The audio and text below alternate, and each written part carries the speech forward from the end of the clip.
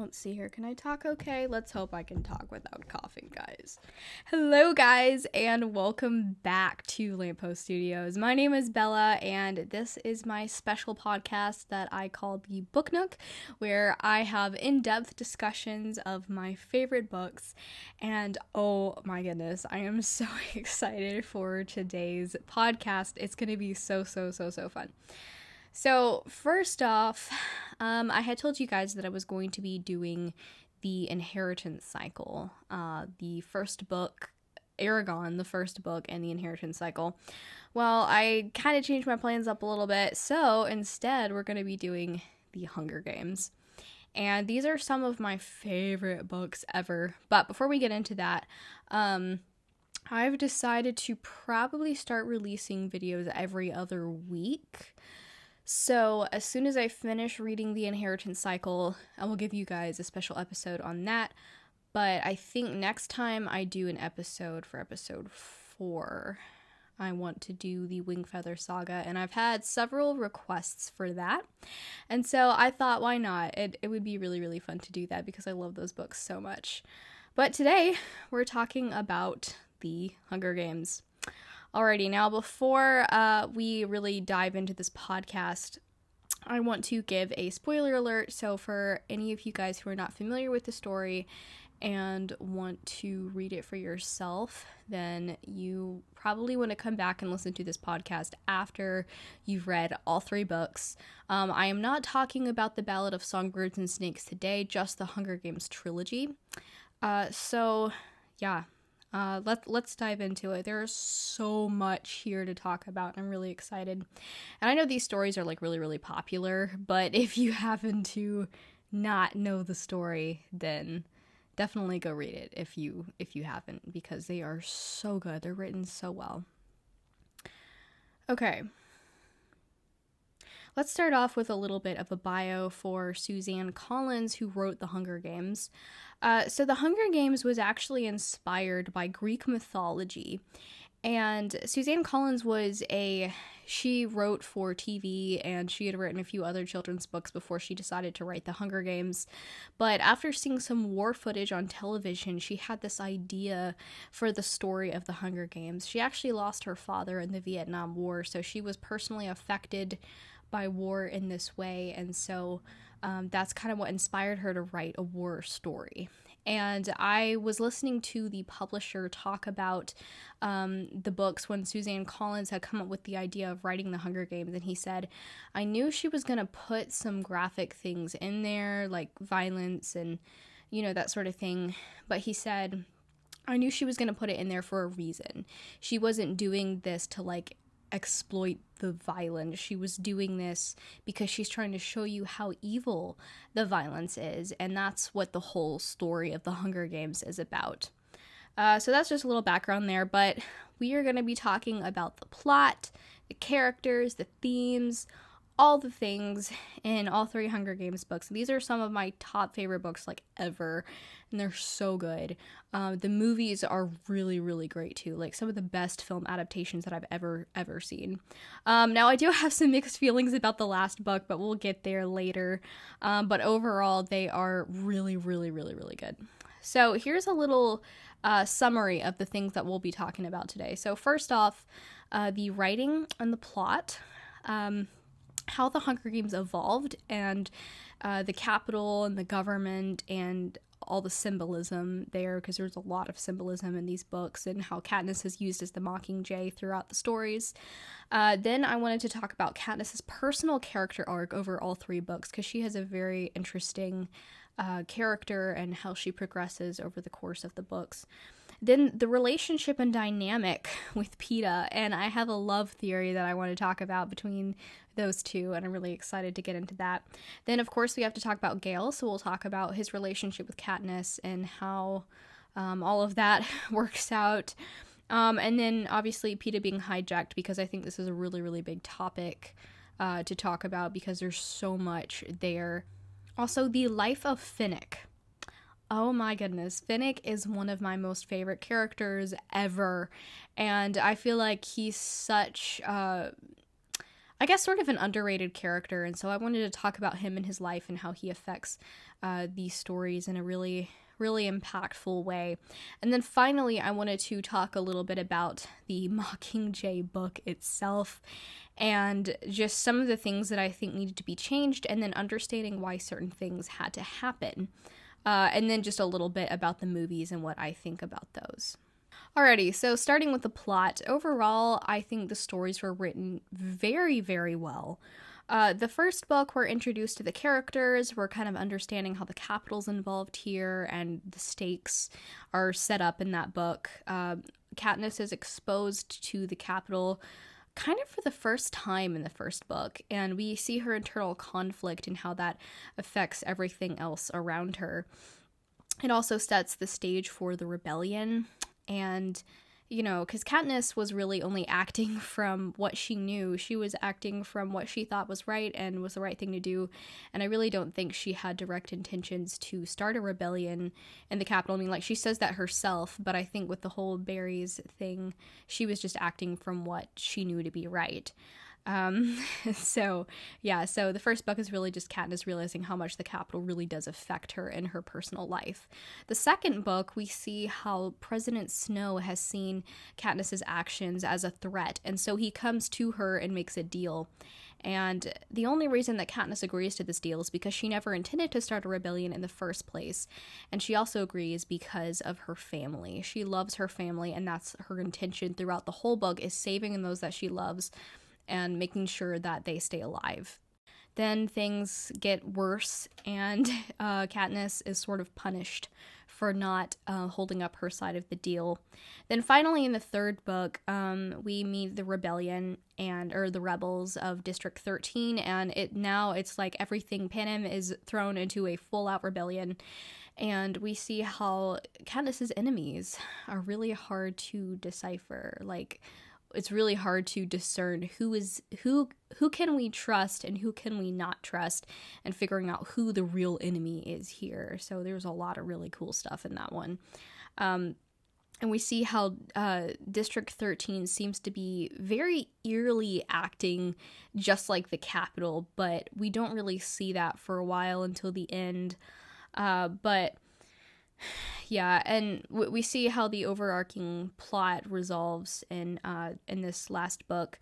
But I think it's really the characters' internal conflict that's not so much resolved, that I want to talk about later, is the thing that I think leaves a lot of people feeling like, what? The book didn't end yet. Like, that can't be the end. Like, we didn't see this certain stuff happen. We didn't see some of this stuff resolved. And I totally get that. And so we're definitely going to talk about that later. But I think there's such great morals in these books. I mean, it covers the topic of humanity and how humans are going to act like animals when they're treated like animals. I mean, that's what the Hunger Games is. It's throwing kids into an arena together and forced to fight. And we see that when you're living in a country like Panem, that's a war-torn country who's barely hanging on to the reins of these districts, like, they're going to fight back when they have a chance, but war is always going to continue unless someone reaches a point where they have to stop the cycle eventually. Like, it's the cycle of war is going to continue forever when everyone is fighting each other and killing each other. And that's something that Katniss realizes at the very end and is kind of seen throughout the books as it goes. Like, someone has to stop this eventually. Like, evil can't go on forever. Like, we have to reach a point where it stops. Yeah, and these books are war books. They're about the effects of war, and we see that the violence that is explained in the books is only there because it's necessary. It's helping us to understand this world better and to understand the stakes and to see how evil it is and that it needs to be stopped. Now, let's talk about the writing a little bit, because Suzanne Collins is such a great writer. The plot structure, I think, is really great, and you can really see that in the characters and how they evolve throughout the story. And I find it very interesting that the books are written in first person, but not just first person present tense, which is super interesting because it's Katniss narrating, so we get a firsthand witness to her thoughts and seeing these things happen, but it's not just that we see them happening from Katniss's perspective. It's like happening now. It's written in present tense. It's not past tense. It's like, I went and did this, and then I did that. It's like, I am doing this, and then I go and do this. It's all happening now. And I have to say, I've never read a book like that before, and it took a little while to get used to the style of writing that Suzanne uses in The Hunger Games. But it's very interesting after a while because you feel like you're there. You feel like things are actually happening. It doesn't feel like someone is narrating this stuff to you. It feels like you're there in the story. And I think that's a really neat tactic that you don't see used a lot in books. So that's something I wanted to note because I find that very, very interesting. I also want to mention the fact that we see the world laid out very well in the first and I think second chapter of The Hunger Games, the first book in The Hunger Games. We can really see, we immediately see Katniss's internal conflict, which is she loves her sister and her mom to a degree, but she has people that she cares about and that she loves, and those are the first things in her life that she's thinking of. And I think that really shows her selflessness and humility, but at the same time, it's a struggle for survival. And we see that's the thing that's most important to her, is making sure that her family's needs are met. And she doesn't really seem to care about anything else except her family, like that family, friends, people that she loves. And that is the internal conflict, the thing that she struggles with throughout the books. And we'll discuss the character development later on, but I just think that's really great that when you can introduce the character's internal conflict within the first 2 chapters, that's really, really great. I also think the pacing is really good in these books. It is a little bit weird sometimes here and there where some of it feels a little bit passive, but it's because it's happening passively for Katniss, though I wish some of it might have been a little bit more in real time, but that's okay. The story is also really gripping. Like, I remember reading the first book for the first time, and I literally could not stop reading. Something about her writing, she just, like, you can't stop reading. And I remember I was so scared Peeta was gonna die because I loved Peeta so much, and I was reading through it, and, you know, I knew there had to be one victor. And as I was reading through the book, it kind of took me a second because I knew Peeta, like, there has to be one victor, so one of them has to die. And it took me a while to realize, wait a second, oh no, like, is Peeta gonna die? Like, this can't happen. And I remember, like, flipping through the book and making sure that Peeta doesn't die. Like, just flipping through to make sure I can see his name, because I'm like, he can't die.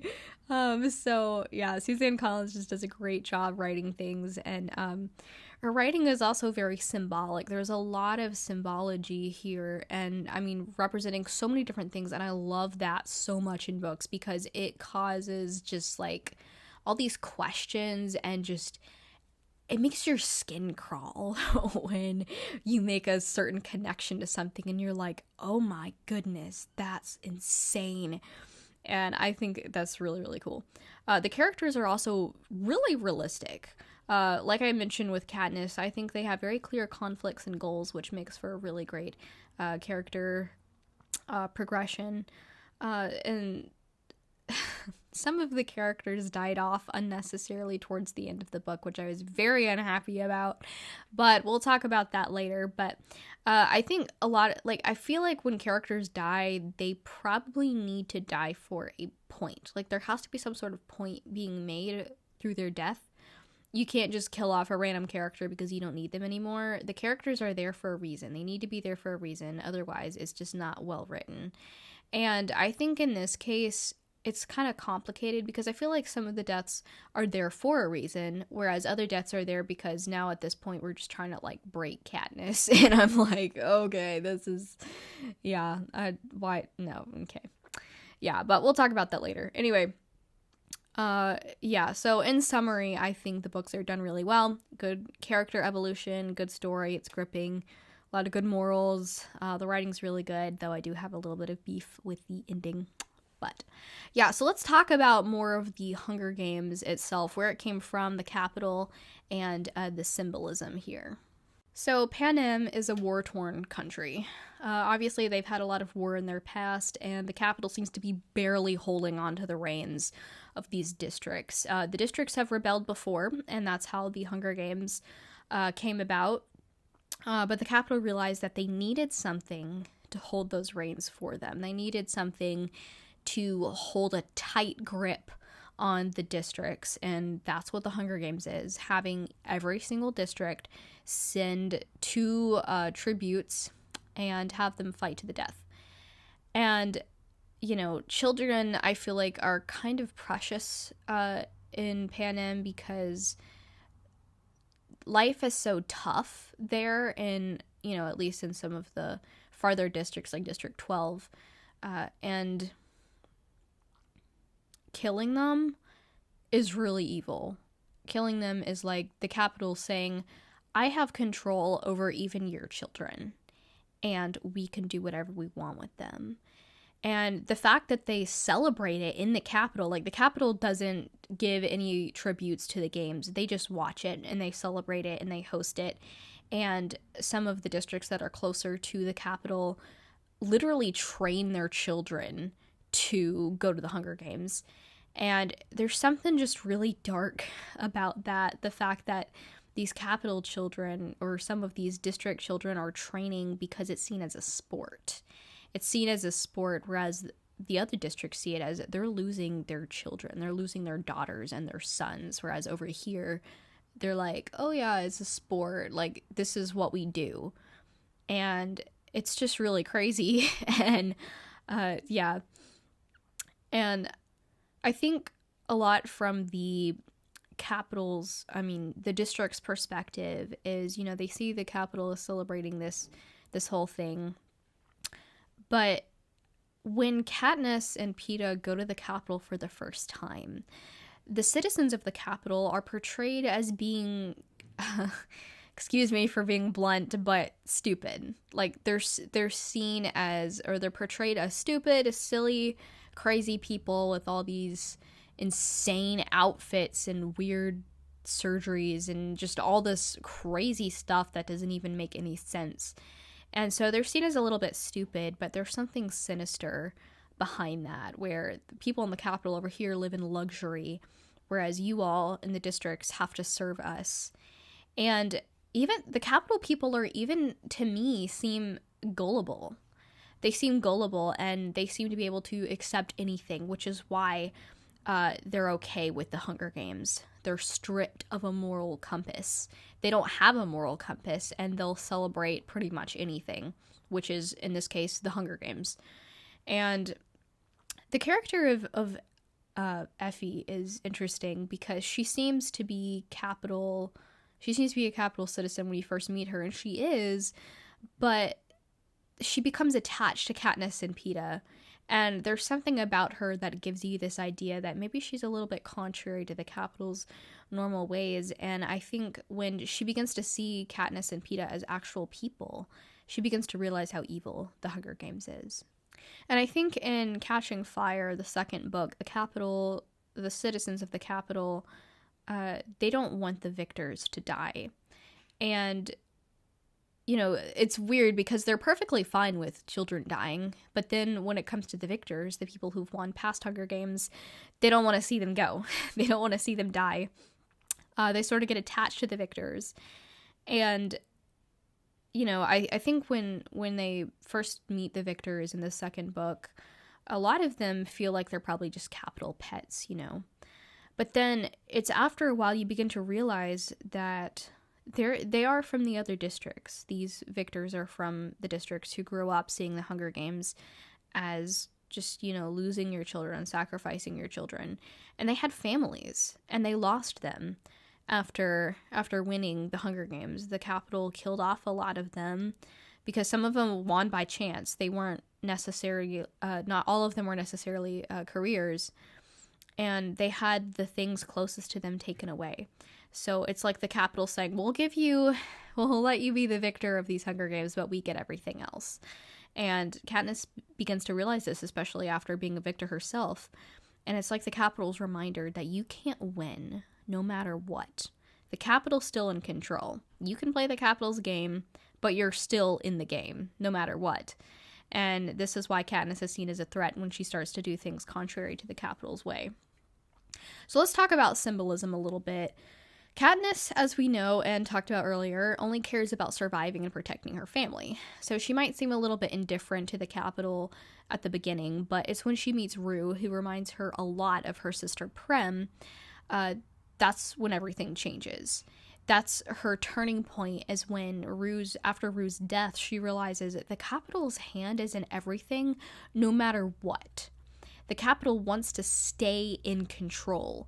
And that's part of why it was really hard for them to issue that rule of 2 victors in Katniss and Peeta's situation, because the Capitol really wanted to see, the star-crossed lover thing.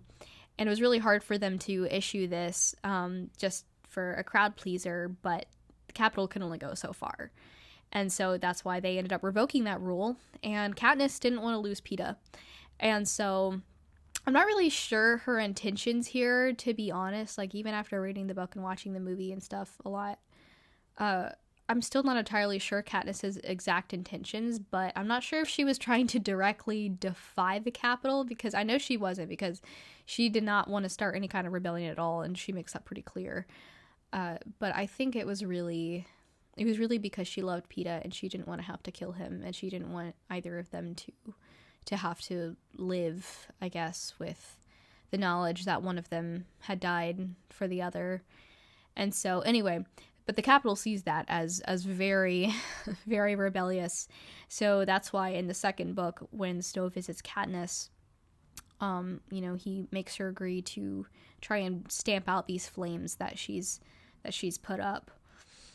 And something interesting that I found that they did in the movie was they cut to this scene with Snow and Seneca Crane. And Snow says something about hope being the only thing greater than fear. And he said, a flame is fine as long as it's contained. And Snow's losing control. He's losing control over Katniss because she sparked this flame. And she tries to run, after Gale ends up getting hurt. And that completely changes things for her. She's like, oh my goodness, the Capitol is really cracking down hard. And that's when the Quarter Quell happens, where Snow's kind of like, you know what? I'm gonna put this together, and we're gonna show everyone that even we have control over the victors. And yeah, so the first symbolism is fire, as I kind of just mentioned. So fire is normally seen as a bad thing, but in the Hunger Games, it is seen as a symbol of hope. Also, I think it also symbolizes the burning down of things so that something could rise up out of the ashes. And I feel like there's a lot of truth to that. And it's interesting because District 12, where Katniss is from, is seen as dirty. Seen as dirty, coal, just like gross and all that stuff. But Cinna, Katniss's hairdresser and clothes designer and all that stuff, he sees a flame. He doesn't see the coal, but he sees the embers that come from the coal. He sees the fire. And so that's how Katniss becomes the girl on fire. Is Cinna started it. He put her in this outfit. She became the girl on fire. And it's ironic that she gets burnt in the arena. It's like the Capitol's using her own fire against her that she started. The Capitol's warning her, don't go too far. And Snow, like I mentioned, Snow tried to contain this fire that Katniss had started, but it had already spread. Fire can't quench fire. Katniss tried, but she couldn't do it. And Snow can try. Snow can try to melt. Snow can try to put out fire, but fire will always melt snow. And I saw that on a meme. Fire will always melt snow. And I feel like it's so true, though. It's so true, and it's so applicable to this. And I mean, that's the name of the second book, Catching Fire. You can't catch fire. It doesn't work like that. And that's why I think it's so cool, just the way that Suzanne played fire into the story of the Hunger Games. Second thing is pretty obvious, birds. Birds are seen as a symbol of freedom, but also of weapons in the Hunger Games. Because the Capitol had created these birds. It was pretty ironic, the fact that the Capitol had created Jabberjays and as weapons, and when the Jabberjays were finished, when they were done using them, they released them into the wild, and they ended up mating with I think it was mockingbirds, yeah. And so they became mockingjays. And so the mockingjays were born, and they sort of became a mutation of what the Capitol had originally created them to be. And I find this really interesting that Katniss is seen as the symbol, this bird symbol, like something that the Capitol didn't intend to create, rises up and is kind of beating back the Capitol. And, Katniss obviously has the Mockingjay pin, which is kind of where it all starts. And Katniss carries that out of the arena, and people begin to see that as a symbol. And again, in the Quarter Quell, Cinna establishes that as Katniss's new look. He kind of puts off the fire this time and gives her the Mockingjay look. And he burns up her dress, very interestingly, with fire, turning it into a bird. And it's kind of like he's saying, we did fire last time, but now a bird's going to rise up out of those ashes.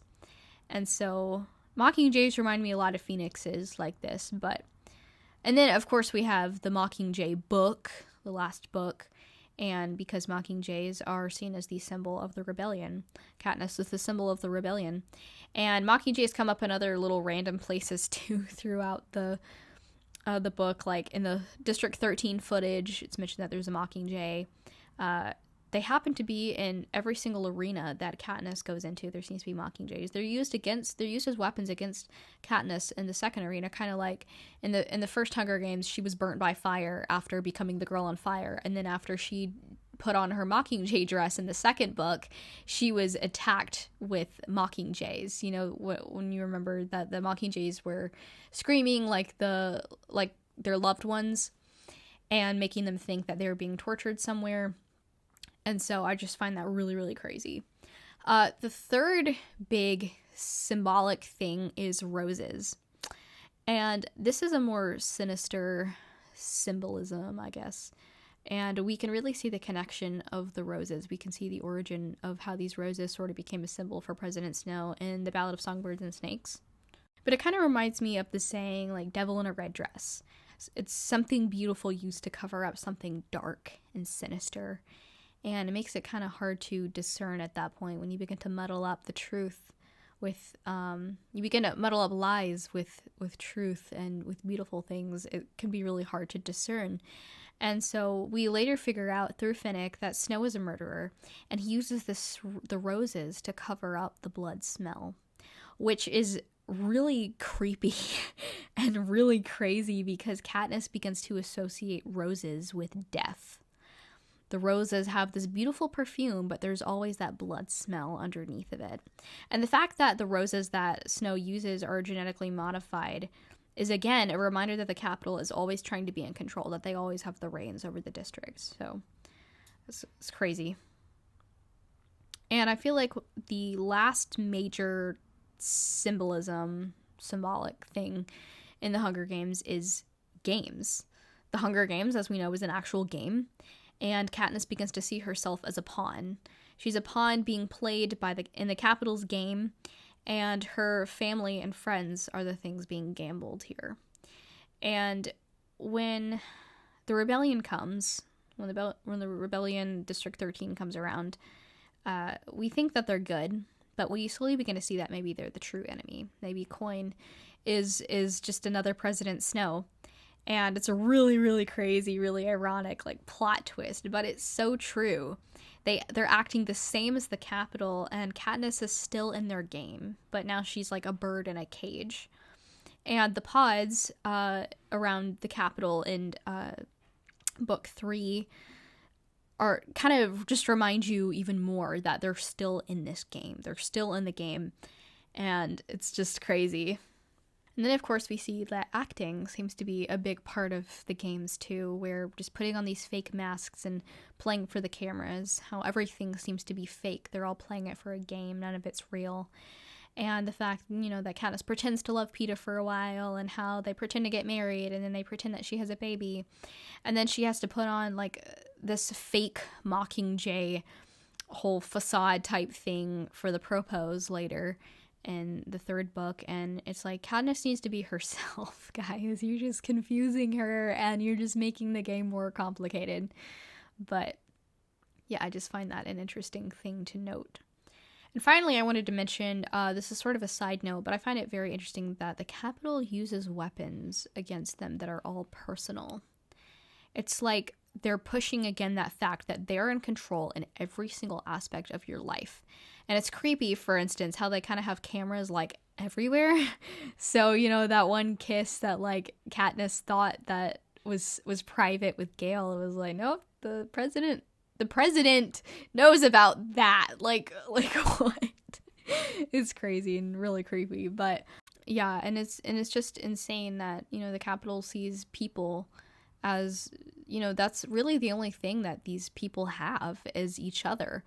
And when the Capitol can take away even that, when they can even use those against you, it crushes you, it breaks you. And we can see that with the Quarter Quell and, the Mockingjay, the Mockingjays where they were screaming and sounded like the loved ones, and then, how Peeta gets hijacked, and then all these mutts and stuff. It's just, you can see all of them are directly aimed at something specific to that person to scare them.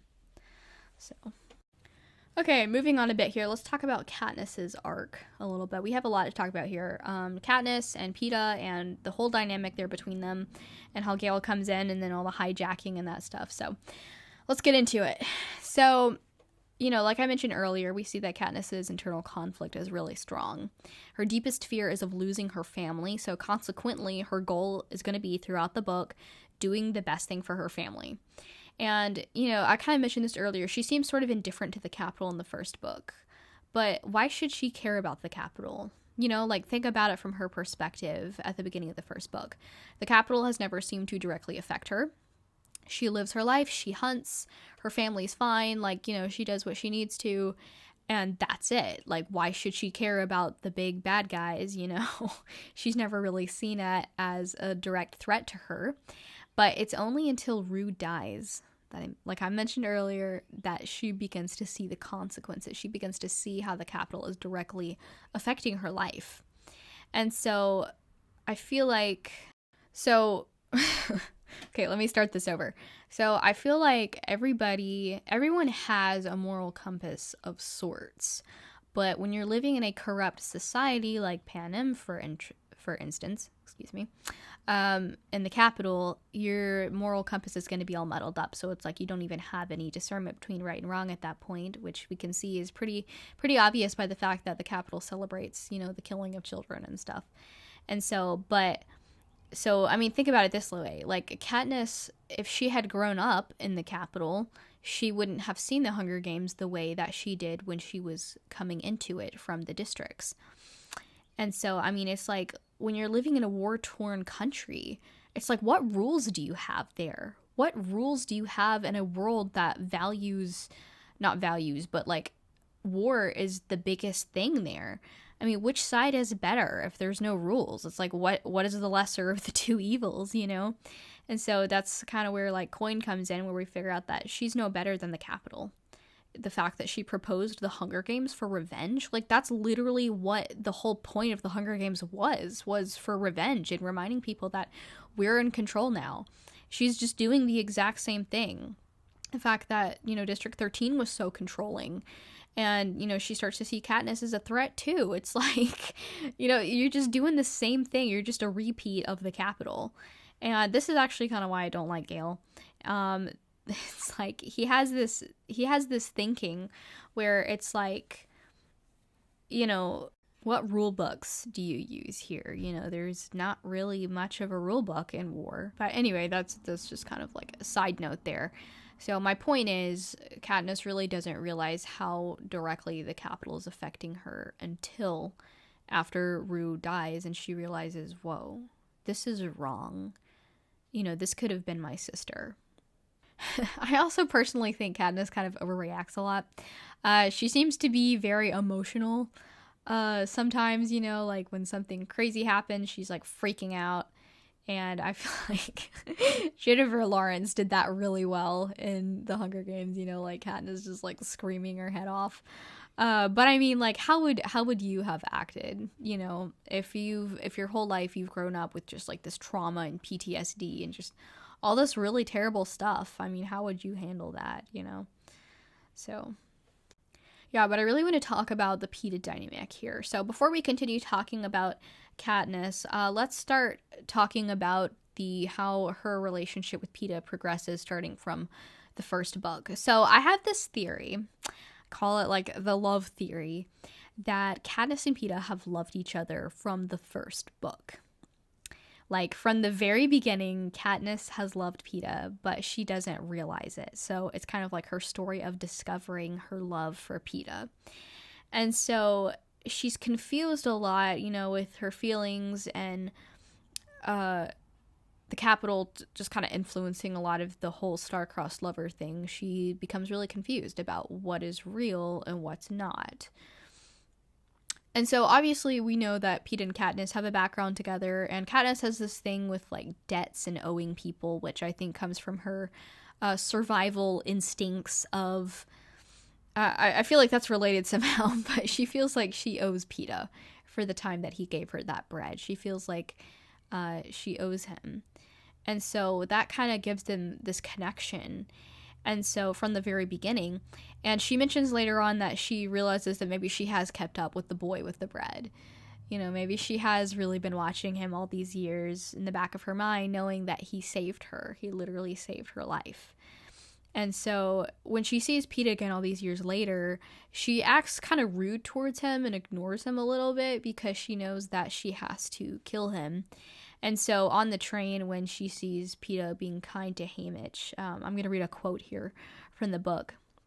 Katniss says, "So I'm pondering the reason why he insists on taking care of Haymitch, and all of a sudden I think, it's because he's being kind, just as he was kind to give me the bread. The idea pulls me up short. A kind Peeta Malark is far more dangerous to me than an unkind one. Kind people have a way of working their way inside me and rooting there, and I can't let Peeta do this. Not where we're going. So I decide from this moment on to have as little as possible to do with the baker's son." And so I think this is evidence that Katniss knows she's going to start loving Peeta and start caring about him if she starts acting nice towards him and letting him get to her. And so in the arena, I think her actions are quite evident that she loves him. And I think Katniss is more of a person where she acts really before she really knows why she's doing the thing that she's doing. So she really, it's kind of like a delayed response, sort of, but more on the fact like she starts acting a certain way because of this feeling, but she doesn't realize that it's this feeling that's making her act that way until later. And so I think in this way, by using this as sort of like a clue to figure her out, we can see that she really does care for him. And I think one of the first points that really kind of gives this away is when this actually happens twice in both arenas. So the first time in the first book, Katniss goes hunting with Peeta after they've been in the cave for a while, and she hears the cannon and starts freaking out because she thinks he died. And, you know, she's like, "Peeta, what in the world? Like, what are you doing?" And she's like kind of like really mad at him.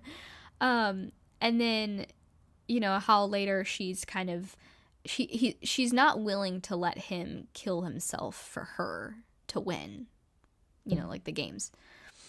And so I think those are pretty obvious reasons that she truly loves him. And she acts confused later on, because, you know, she thinks that she's acting, and she thinks she's acting in the arena when she's actually not, sort of. Like, there's something to it. And then Peeta's mad at her because he thinks that she was being genuine, but she's not really even sure. And then Katniss is shocked because she didn't think that he actually loved her. And so it's just like all these confusing feelings. And so Katniss really doesn't want to face that. So that's kind of why the dynamic between them is really weird for a while. And they do agree to be friends about halfway through the second, or like towards the beginning of the second book. But, you know, things kind of spiral off from that point. But I think this is where we need to bring in Gale, because he's sort of like the third point of the triangle. We know he grew up with Katniss, and honestly, I'm not sure if they would actually be friends if their situation had been different. Mainly because I think they're so similar in a lot of ways, but they're also so different that it would not work out. And I think Gale loves her as a friend, but I'm not sure if he actually loves her the way that he thought he did.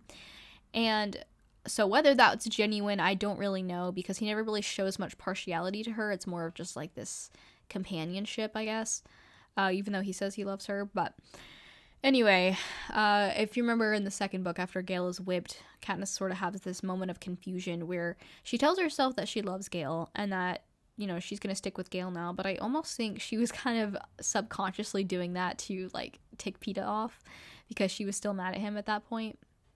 And so, so I think all the times that she tells herself she loves Gale, she's doing that because she's lonely or she's mad.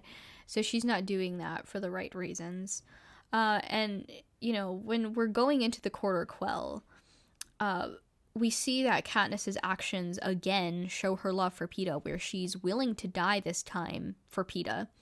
And we see that a lot of that anger she had towards him was just probably not really that much real. Like, she was mad at him, but she really couldn't stay mad. And so, and then it's like all these supposed feelings that she had for Gale just like go away. And she wants to sacrifice herself for Peeta. And this is an interesting thing to note. In the first arena, Katniss was trying to win for Prim, but now it's kind of switched around. Now she's willing to die for Peeta. And so anyway, it's pretty interesting how that works out there. But then, you know, Peeta's taken by the Capitol, and, you know, Katniss is really angry about that the District 13 didn't just save him. But then after Peeta's hijacked, it's like she decides to take Gale again, and she decides, yep, I want Gale now. And it's just like so weird, just like, girl, just stop. And like I mentioned, they're so similar that they never would work out together. And I think Gale's just being possessive over her, and they argue a lot in the books. And so I'm like, it wouldn't have gotten any better if they got married. Like, they don't actually love each other that way. It's not gonna work. And Gale also makes the interesting observation that Katniss doesn't seem to notice him until he's hurt, which I think is very true and also interesting to think about. Also, I personally just don't like Gale anyway, and I think this also kind of influenced Katniss's feelings about him as well later on. The fact that Gale just seems to be filled with this hate, that he doesn't really care what he does. He just wants to stop the Capitol, but it's more out of hate than just like wanting to end the evil. And he doesn't realize that, you know, he doesn't realize that he's no better than the Capitol if he's doing the same thing that the Capitol's doing. This quote from the last book says, this is Katniss talking, she says, "That seems to be crossing some kind of line," I say. "So anything goes?" They both stare at me, BT with doubt and Gale with hostility. "I guess there isn't a rulebook for what might be unacceptable to do to another human being." And then Gale says, "Sure there is. BT and I have been following the same rulebook President Snow used when he hijacked Peeta." So, it's kind of, I was like, yeah, you know what? I don't really like Gale anymore. Yeah, so let's talk about how Peeta got hijacked. So there's a lot of very interesting stuff here and how that affects his relationship with Katniss. So, you know, we get back to 13 and, you know, Katniss is all mad that Peeta's not there, so then they finally go agree and get Peeta. So they bring him back, and we've seen him on TV a few times before that, and I'm pretty sure, you know, that was himself when he was there. He was just being told what to say for the TV.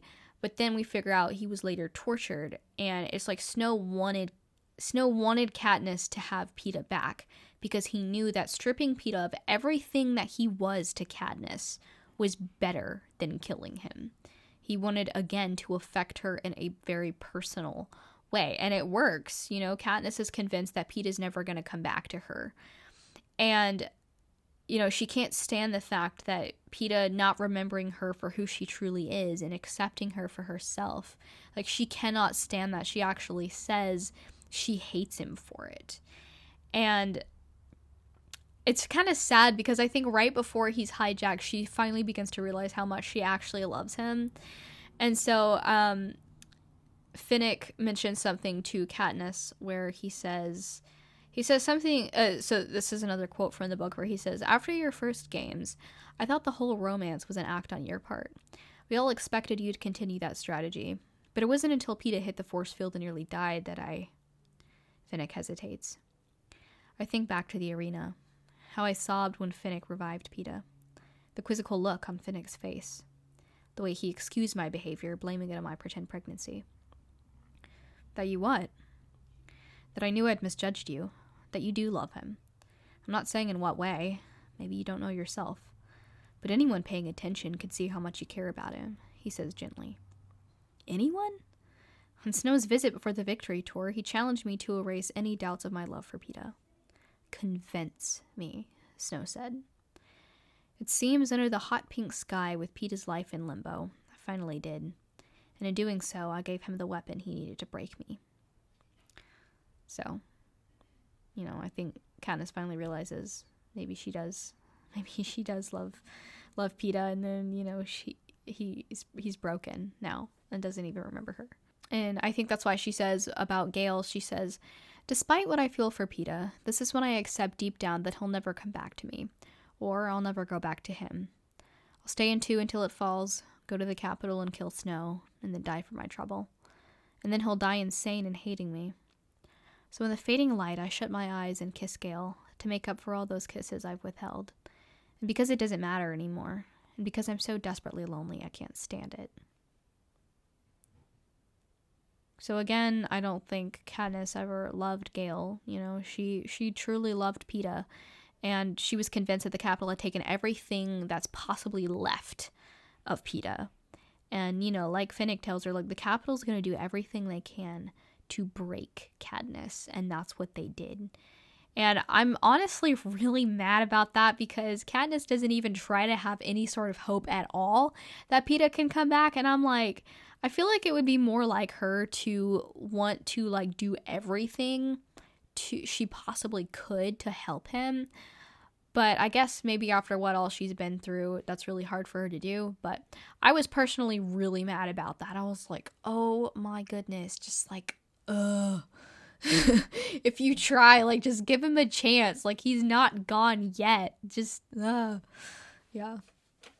So I think an important question to think about here is how much of Peeta has changed and how much of it is still him after he was hijacked.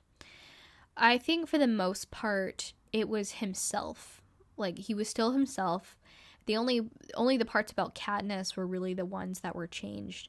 But at the same time, he was dealing with this really insane amount of trauma. So it's like when he sees Katniss again for the first time after being hijacked, it's kind of like he's seeing her for the first time. And so I wanted to read this other quote from the book here. Let's see here.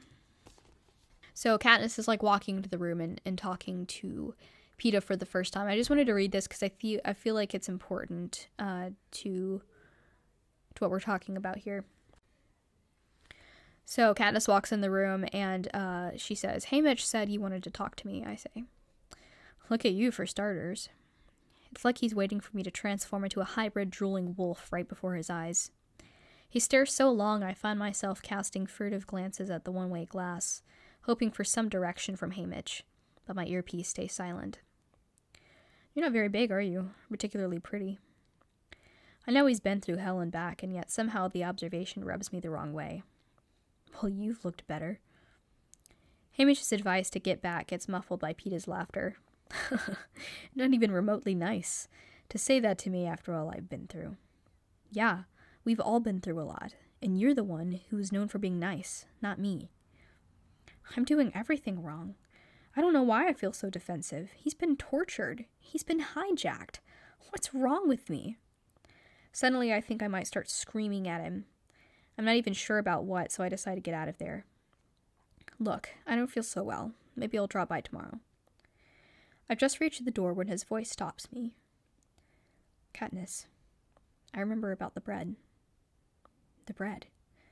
Our one moment of real connection before the Hunger Games.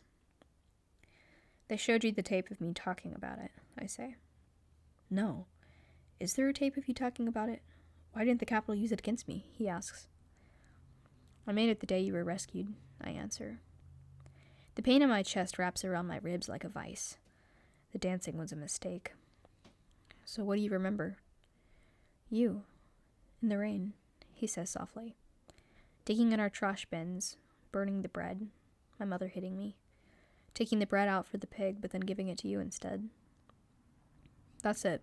That's what happened, I say. The next day after school, I wanted to thank you, but I didn't know how. We were outside at the end of the day. I tried to catch your eye. You looked away, and then, for some reason, I think you picked a dandelion. I nod. He does remember. I've never spoken about that moment aloud. I must have loved you a lot. You did. My voice catches and I pretend to cough. And did you love me? He asks. I keep my eyes on the tiled floor. Everyone says I did. Everyone says that's why Snow had you tortured, to break me. That's not an answer, he tells me. I don't know what to think when they show me some of the tapes. In the first arena, it just looked like you tried to kill me with those tracker jackers.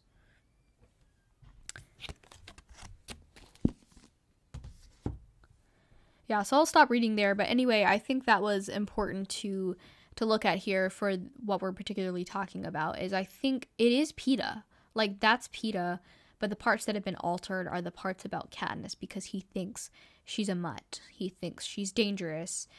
And so that really is important in seeing the rest of the story here. And I think once they get off onto the mission in the Mockingjay, his trauma begins to wear off, so he's a little bit more functioning.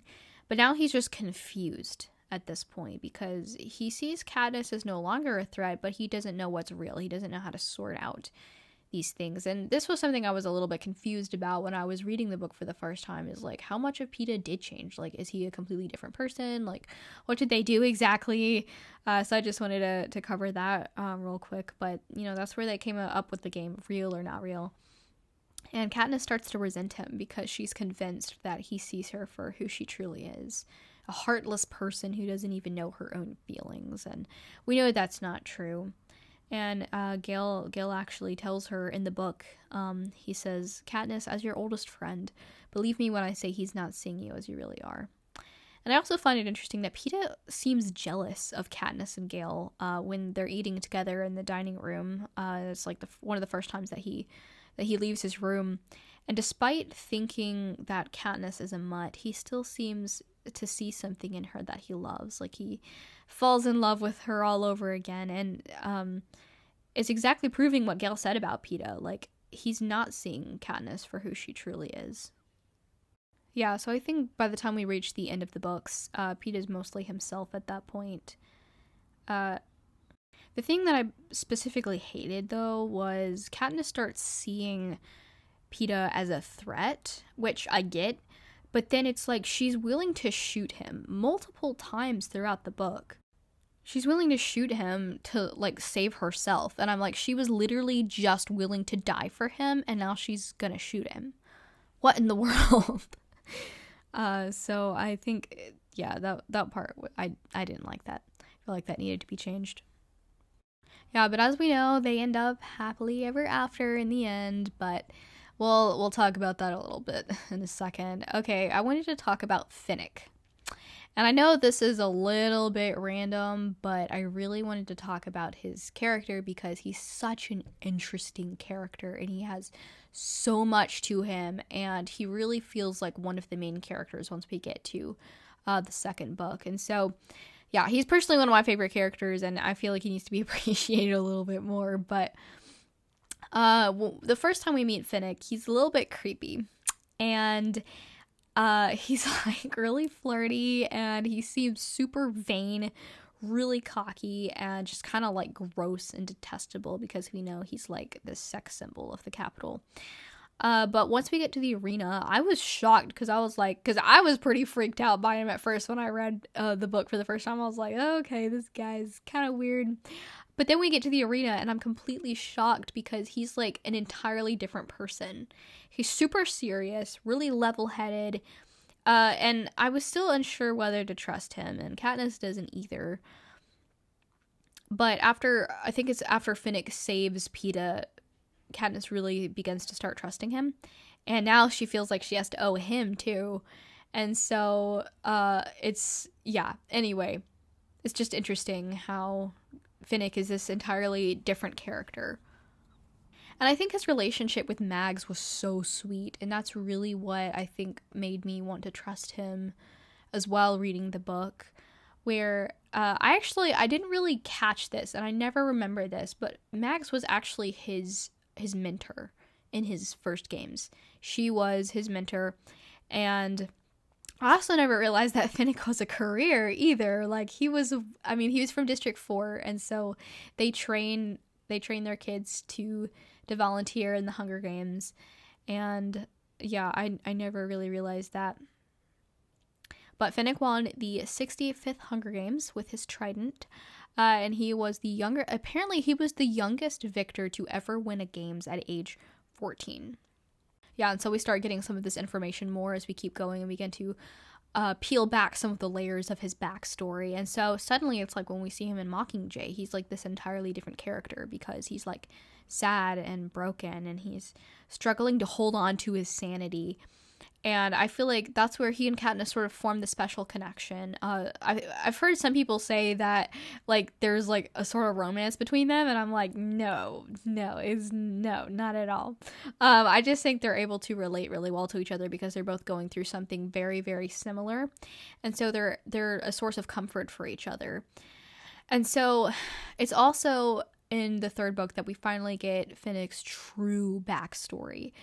We realize that the capital has actually been forcing him to sell himself. He didn't become the sex symbol of the capital by choice. This was something he was being forced to do, because if he didn't, the capital was going to kill everybody that he loved. And I mean, he was being sold for like exorbitant amount of money, and Katniss realizes that none of those people were real lovers. They were just buying him. And other victors were sold too. It wasn't just Finnick. He was just the most popular one. But Finnick alludes to how defenseless he was, and how the people that he loved were so defenseless, and he could do nothing about it. And a lot of people who bought Finnick would feel guilty for doing that, and so they wanted to make themselves feel better by giving Finnick things. And as we all know, secrets was the thing that Finnick chose for his form of payment.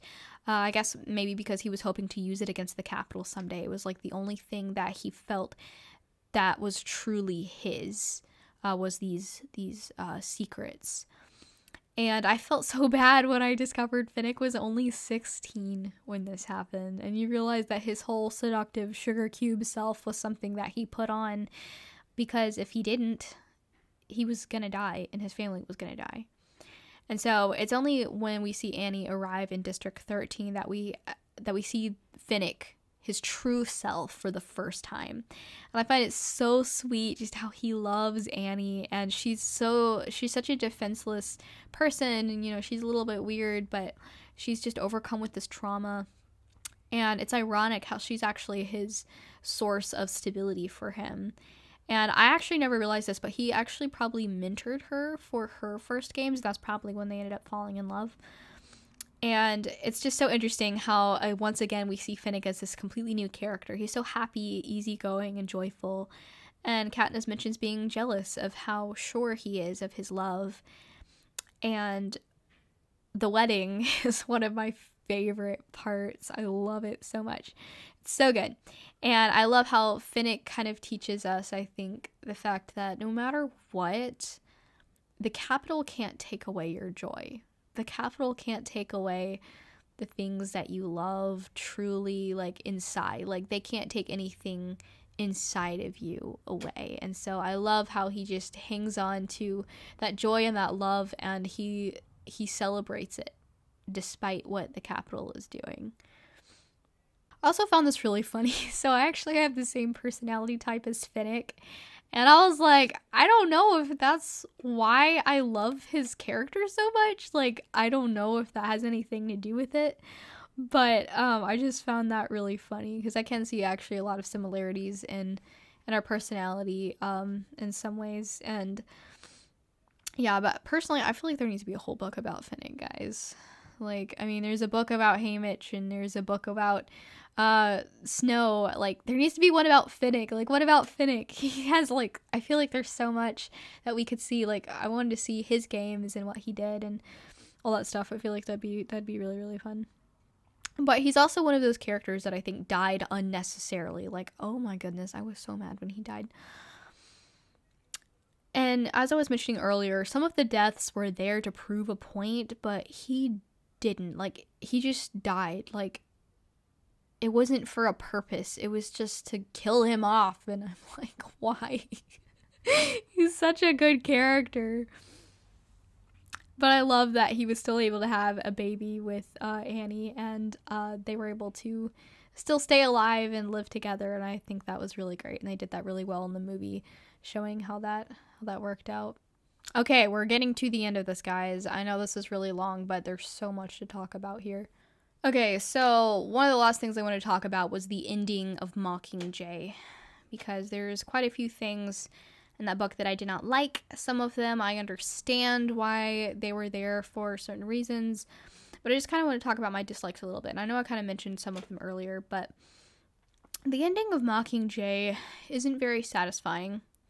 Now, the plot itself was resolved, but it was more of the characters' conflicts that needed to be better resolved, and things that I feel like needed to be resolved that weren't. So first off, you know, like I keep mentioning, like, there were so many character deaths that were unnecessary. I think Bog's death was important, though, because Katniss needed to take up that role of leadership by herself, and she couldn't do that with someone else in the role of leadership. And so I feel like that was an important thing for her personally, so it was important that Boggs died to give her that role. But I also hated how the story sort of turned into more of a revenge story at this point. It's like Katniss is so, like, bogged down with this trauma and just brokenness, and it's like the only thing she has left to do is kill Snow. So at this point, it just feels like a revenge story, and I really didn't like that, because it was like she's trying to get back at President Snow instead of out of just a desire to just end the war and the evil. And I get that because he destroyed so many things in her life. But the fact that it was just kind of, it seemed like that was the only thing she was trying to do. And I also wanted to mention Prim's death here as well. So I think the point that was trying to be made with her death was important. The fact that realizing that the 13 rebels were, the District 13 rebels were exactly like the Capitol. They were willing to sacrifice their own children to defeat the Capitol. And it needed to be something really personal that would hit Katniss in a way that she would realize, oh my goodness, like, there has to be something done about this. And I understand why it was Prim that specifically died for this, to see that, you know, the Capitol, that 13 is no different than the Capitol, and it needed to hit her in that personal way. But I feel like it could have been done in a different way, because I'm like, you're killing the person that Katniss has been willing to die for the entire series. Like, really? Like, why couldn't it have just been, like, her mom or something? Like, nobody cares about Katniss's mom. Like, just make it her mom, but why Prim? Like, she's the one Katniss was willing to die for the whole book series. And I'm like, really? It's like she did that for nothing. It's like, oh my goodness. Yeah, I was mad about that, but, you know, it's okay. Can't do anything about it. Also, the end felt very rushed, and I know Katniss was like unconscious for most of it, but I feel like more of the battle could have been shown and like the rebels taking the mansion or something. And Katniss also sort of goes into this state of shock. So it's like she's not even fully there most of the time, so everything goes by really passively. And I just didn't like that. Another thing I didn't like was the fact that she agreed when President Coin had all the remaining victors come together to vote on whether they should hold another Hunger Games. I was kind of mad that Katniss voted yes, and it was because of Prim. Like, she says that she did that because of Prim, but I just hated that, and I was like, really? Like, you would think Katniss, of all people, would say no. Anyway, I don't know. It just did not feel like her. There's a lot of things that happened in the last book that didn't really feel like Katniss. It was really hard to understand her particular motives over doing certain things. So I didn't really like how her personality doesn't always seem consistent. And then one of the last things that I really hated was the fact that Katniss tried to kill herself. Like, she literally locked herself in a room and tried to kill herself for like 3 weeks or whatever it was. And I'm like, but what about Peeta? Like, Peeta's still alive. And, I mean, he's the other person that you've been willing to die for. Like, he's alive. Like, he's actually alive. Prim's not alive, but Peeta's alive. So, like, does that not give you any hope at all? Like, really? It was just so frustrating because I'm like, why is Katniss just, like, ready to die at this point? Like, I know she did what she wanted to, but there's still hope. The evil is destroyed. What are you doing? Oh my goodness. I'm so sorry. I was just like, I hate this. Yeah, okay. Yeah, and then it's like Katniss seems to fade out of her a bit of shock after a little while when she returns home to the Victor's Village in 12. And Peeta returns, and I feel like the reunion scene between them, there was like no reunion scene. It was kind of like, yep, Peeta showed up. He's planting flowers for your sister. And Katniss just kind of like stands there and she's like embarrassed because her hair looks bad. And I'm like, girl, what? This is where I think I personally think the last two movies were a lot better than Mockingjay, like the book, because they seem to they added more emotional stuff to it that the book didn't have.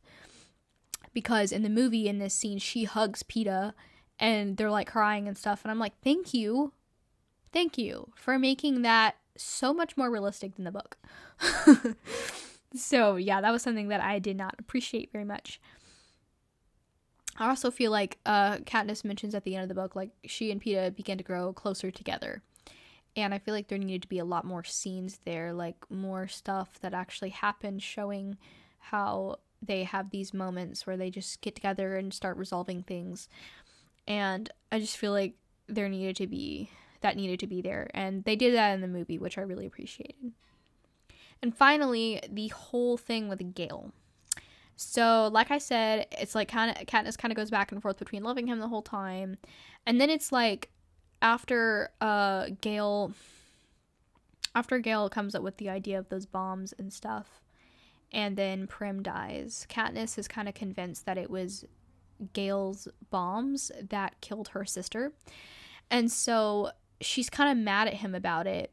And so they never really come to terms with each other after that, because Gale's unsure whether it was his bombs. Katniss is mad at him, and then it's like nothing. It's like Katniss leaves. Gale didn't even try to do anything. He just let her leave. And I'm like, dude, like, I know Gale isn't a super great person, but you've known him your whole life. What are you doing? Just say something to him. And that was a little bit frustrating, and I really did not like that. But I will say the last few paragraphs of the book made up for a lot of the stuff that it left out with Peeta. Katniss finally realizes that Peeta is good for her. So I just wanted to read like the last paragraph of the book. She says, Peeta and I grow back together. There are still moments when he clutches the back of a chair and hangs on until the flashbacks are over. I wake screaming from nightmares of mutts and lost children. But his arms are there to comfort me, and eventually his lips. And the night I feel that thing again, the hunger that overtook me on the beach, I know this would have happened anyway. That what I need to survive is not Gale's fire, kindled with rage and hatred. I have plenty of fire myself. What I need is the dandelion in the spring, the bright yellow that means rebirth instead of destruction. The promise that life can go on, no matter how bad our losses, that it can be good again, and only Peeta can give me that. So after, when he whispers, "You love me, real or not real," I tell him, real. Oh my goodness. I love the last paragraph. It's so good. And, I recently finished reading all the books again for the second time, and I've kind of come to terms a little bit more with the second book, but I still love the movies a lot better. And the ending of the last two movies just had much more of a resolution to it. They added scenes that made it a little bit better. Like, for instance, Katniss didn't try to kill herself. There were some good scenes between her and Haymitch, which we didn't really get much of that in the book. Effie also showed up too, and she's just kind of like disappears in the last book, and so I liked how she showed up and hugged Katniss, and she was still there. And then the kiss between Haymitch and Ivy, I love that. And then how, like I mentioned earlier, how she hugs Peeta when she gets home, and there's some extra scenes there between them. And then the scene in the meadow with their children at the end, which is so good. The rest of the movies I feel like were done really well too. They were some of the best film adaptations that I've ever seen of books. They didn't change hardly anything, which I really appreciated. And the books worked surprisingly well on screen, so that was really delightful to watch those. And like I said, they added a lot of extra scenes that conveyed Suzanne's message really well, so still getting the same message across that you get in the books. And they added things into the movie to help just enhance that. The actors, oh my goodness. The actors were so spot on. I mean, they embody these characters so well. It's exactly like the book. I was also surprised that the books are more violent than the movies.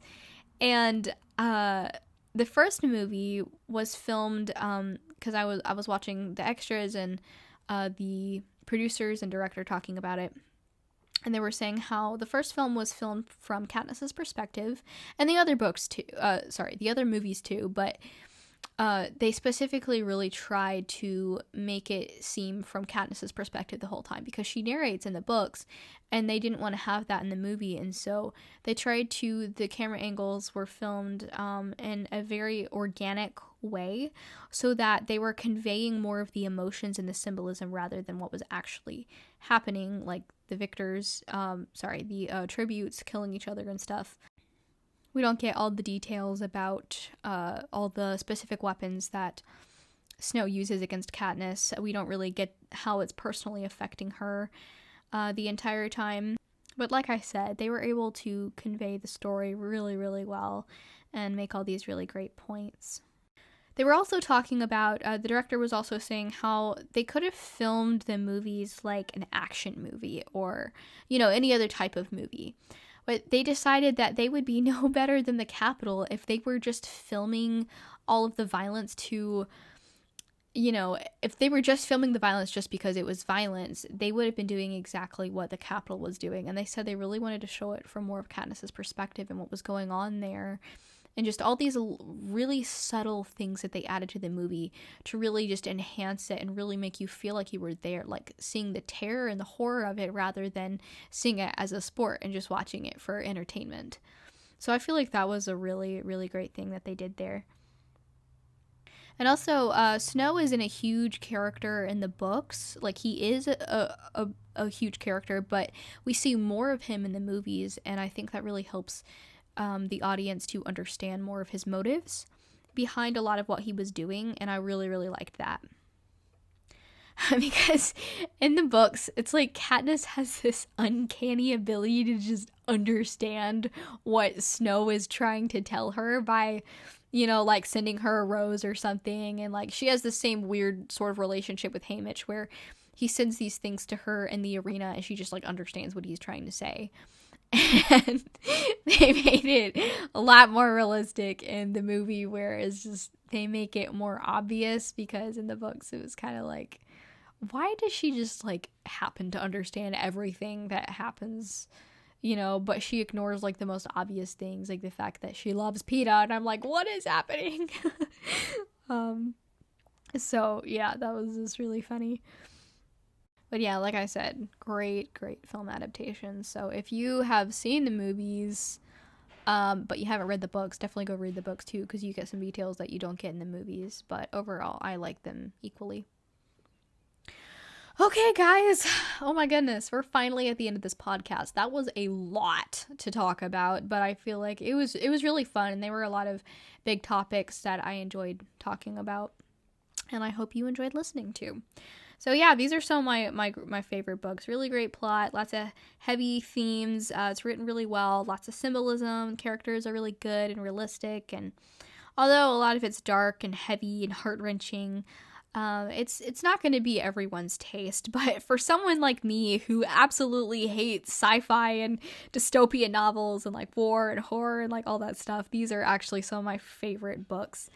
And, it's just got this mixture of like sweet and wholesome romance, but also love and sacrifice and little bits of mystery here and there. And so it's just a great blend of all these amazing story tropes. And yeah, and I think makes a really good story on the evil of war and humanity and just sacrificing yourself for others. And so I think there's a lot of really, really great stuff in there. So yeah, comment below on your thoughts, and I really want to hear what you guys think about a lot of the stuff that we covered here. This was really fun. I'm sorry this podcast was so long, but it was really, really fun talking about this. And so yeah, I love you guys so much, and I'll see you in a few weeks when we have the Wing Feather podcast, and that's going to be so, so, so fun. So I love you guys, and I hope you have a beautiful day.